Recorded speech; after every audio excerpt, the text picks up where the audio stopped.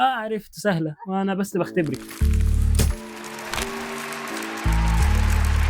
يوسف الجمال عالم مصريات بيقرر ان هو هيخوض تجربه فريده من نوعها عشان يثبت نظريه في بناء الهرم الاكبر.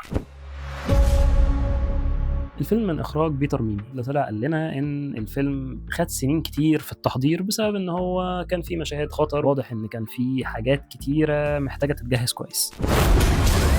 كده روما كلها هتجري ورانا. الابطال بتوع الفيلم يقولوا ان الفيلم هيبقى قوي، وخصوصا ان كريم عبد العزيز ما بيطلعش في فيلم الا لو كان متاكد ان هو هيعرف يعمل الدور ده، وده شفناه في كل الافلام اللي فاتت. في الازرق، في الازرق 1 و2 اللي انا عملت لهم فيديوهات وانت ما اتفرجتش عليهم. ايوه انت ما تبصش الناحيه الثانيه، انا بكلمك انت. روح اتفرج عليهم عشان ما يبقاش الكلام موجه ليك انت ولا ايه. هيبقى عندكم في خلال ثواني.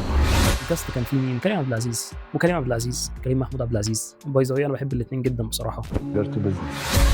واياد نصار اللي بيتخصص في ان هو يطلع في ادوار شريره ويكرهنا فيه ويختفي بقى بعدها شويه، وبعد كده يرجع يعمل دور شرير اكتر من الشرير اللي قبله. شوف انا ممكن اخليك بابا الفاتيكان اسهل ما ادخلك ارشيف الفاتيكان.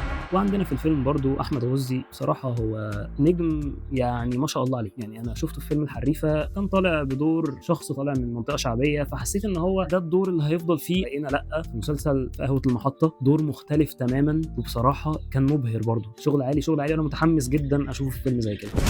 انت عارف يعني ايه السلفادور؟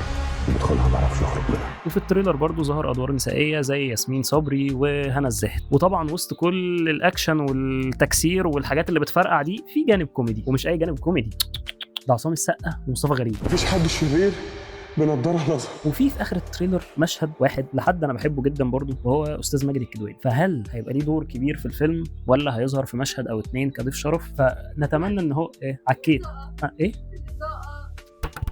انا مش هعيد كل ده صح ولا كأن حصل اي حاجه. تمام. العالم كله هيتكلم عن مشروع. الفيلم هينزل يوم 21/5. بعد الفيلم ننتظر فيديو تاني من غير حرق برضو، مش نحرق بعدين. نحرق لما الناس تتفرج، نخرج نتكلم عنه بكل عدم حرق. ايه اللي انا قلته بكل عدم حرق، مشيها كده ماشي. بس صحيح الكروت دي اتوزع منها جزء في انسومنيا، وهي الفيرست اديشن من كروت كاميرا وسيناريو. بس بما ان اتبقى منها جزء، فاتوقع ان في كونتنت هينزل له علاقه بالكروت دي الفتره الجايه. عشان ما ابقاش بكذب عليك، هو مش اليومين دول بس، الفتره الجايه بصفه عامه يعني. فاستنى كونتنت له علاقه بالكروت دي والاسئله الفتره الجايه. هو فيلم الفيل الازرق، مين مخرج الفيلم ومين السيناريست؟